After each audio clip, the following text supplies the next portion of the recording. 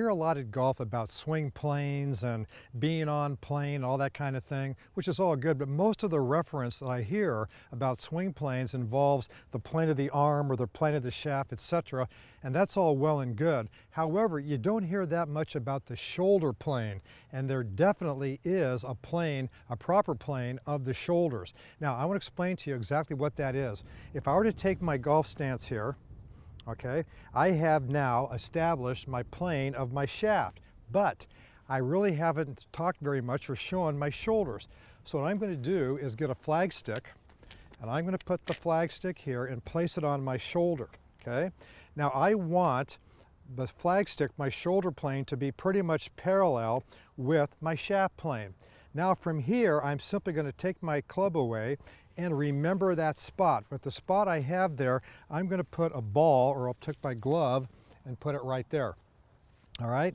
Now I'm going to take this flagstick, I'm going to put it behind my shoulders, get into my stance, and I'm going to take it back. Now I want my left shoulder pointing at the flag, excuse me, my glove, and I want the flags now to go and swoosh right above the glove. All right? Now that's establishing a great plane of my shoulders.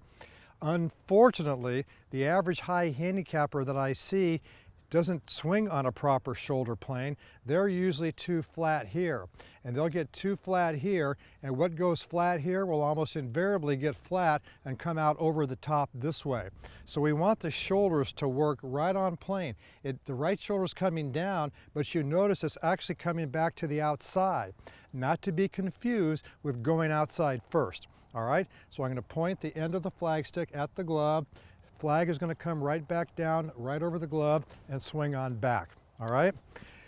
Practice that, and you'll be amazed at how well your body will now start to harmonize and everything will start to move in one piece. And above all, don't forget to replace your pin.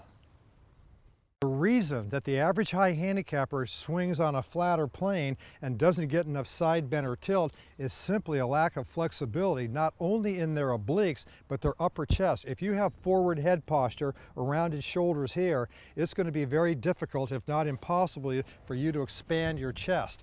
When you go this way, the chest doesn't have to expand, but I'm adding a tilt and side bend, it certainly does. The answer to a shoulder turn is flexibility, and you can't just do upper body spinal twists for your shoulder turn. The best way, believe it or not, I know this sounds probably a little crazy, but the best way to improve your shoulder turn is to increase the range of in your lower body. The glutes, the hamstrings, the adductors, that's the outer thigh, the abductors, the hip flexors, etc.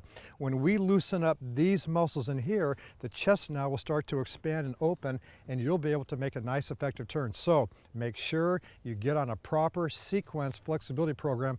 Just happen to know where they have right at the store here. So again, get yourself flexible, practice the shoulder plane tilt and the drill with the flagstick, and your golf game, I assure you, will get headed in the right directions. If you have any questions, don't hesitate to write them in right down below, and I'll get back and answer as many of them as I possibly can.